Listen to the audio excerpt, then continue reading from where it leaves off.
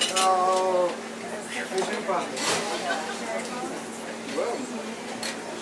so when I was a kid, I got my ass badly kicked. I ended up in the middle of a fight. I was with a friend and his girlfriend. We were coming back from the movies, and next thing we know, we were like under attack by this gang of kids our age that were like way tougher than we were, and they totally kicked our ass. One of them had a little knife, and I was really scared. I was running away from him, and he cut me in the back. I got a whole bunch of stitches in my back. Then somebody kicked me in the head, and I kind of like went unconscious. And next thing I was talking to my dad. There was a lot of cops there. And my dad was saying, hey, I was all covered in blood from my ear and on my back. And he said, at least you got some of that guy's blood all over yourself. Yeah. And I said, Dad, that's my blood. It became apparent that knowing how to fight was important. I had to learn how to fight. So we figured out what do you do? Do you take a class or like what do you do? This information. So we ended up befriending, like talking to kids in the streets. Like down in Bogota, there's like a lot of kids that are actually homeless children. And they, as you can imagine, are really, really tough. So we ended up hanging out with them, and we'll play soccer together, we'll buy weed from them. And then we said, hey, you guys know how to fight? And they were like, you bet. And they were like, would you teach us? And we were like, would you pay? And we were like, well, we figure out an agreement, and we pay them a little bit of money, and they will teach us how to fight. And we got together on, every Wednesday after school. These guys basically like kicked our asses day after day. They were really very kind and very friendly. Every now and then, if you were able to like touch them a little bit like on the face in the middle of the thing, they would be like, good, that's really good. It felt all that great to me. Then there was this big bully guy in my school. His name was JP Monton. He was a bad guy in my world, and I used to sit in the bus with him, and we were going on the bus, and we took a curve, and he went like this, boom, and I fell off the chair to the middle of the thing because I was at the end of the chair, and everybody laughed, and I got really angry, and we went at it, and I kicked his ass, and it was really easy. Like I just could see everything I was just like, whoop. It was like, and I jumped on his head, and I grabbed his head against the, this is embarrassing, against the window of the bus, and I beat the crap out of him, and that was it. I never had to fight anybody else again, because that was, it was like, you know, you have a reputation, and it was JP Monton, and it was like, obviously I could do what I could do, and nobody ever bothered me again.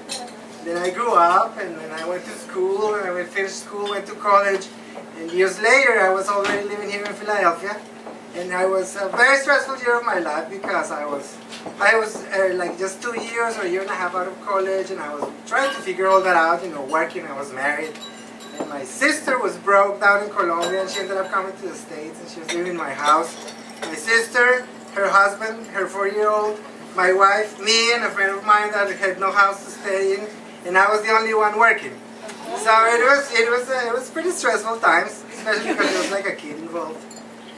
And I was invited to give a talk at the University of the Arts about for the new students, for the new kids that had just arrived, and I had went to school there, and they wanted me to talk to them about what I was doing, how my career was going.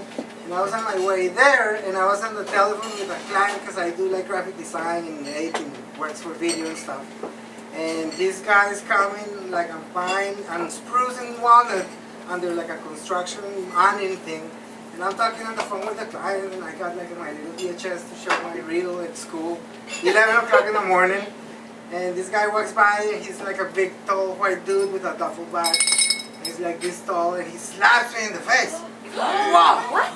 And I'm like, whoa, what's going on? And he just got like this crazy face, and he's looking at me, and he picks up like a piece of a brick, like a piece of a cinder block. And he's coming at me like this.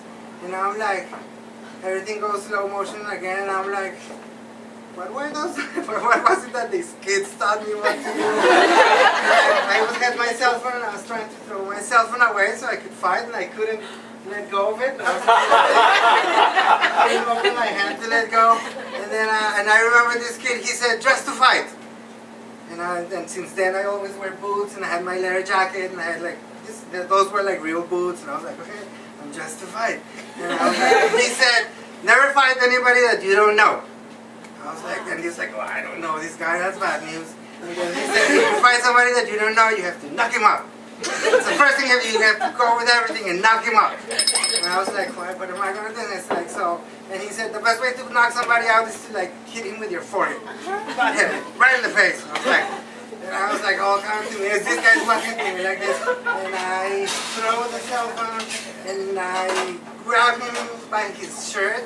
And the kid saying, if the guy is taller than you, you hit him with your good boots on the feet, like this. And so I did it, and I went, wow, and then his head will come down, and he was like, Zion. And then he was here, and I went like with all my energy, wow, right in his forehead. And I fell on top of him. And his eyes rolled back, and I was on top of him, and I was like, hitting him, and I'm looking around, and I'm thinking, holy cow, this white dude, 11 years old. I'm hitting him, I'm going, help! And I'm thinking, the 4-year-old and my sister, my big friend, the paid school loans, and I'm just going to these guys, and then I just realized, I was like, okay, this is crazy, so I jump off him, and he looks at me, and he touches his face, and he's like, I'm bleeding, and I'm like, what do you want me to do about it? And then he picks up my VHS, and he hands it over to me. And I really don't know what to do. And he says, you shouldn't hit me so hard. And I was like, what? You attacked me. And he's like, well, you know what? I'm really pissed. I'm like, holy cow. He's like, what do you want to do? And at that moment, like, the guards from the university come out, and he runs away. And it was just like, and then I had to go do this speech with the kids, and I was scratching my face. And it was like a crazy day. And it's, I guess, everything that you learn ends up coming in handy.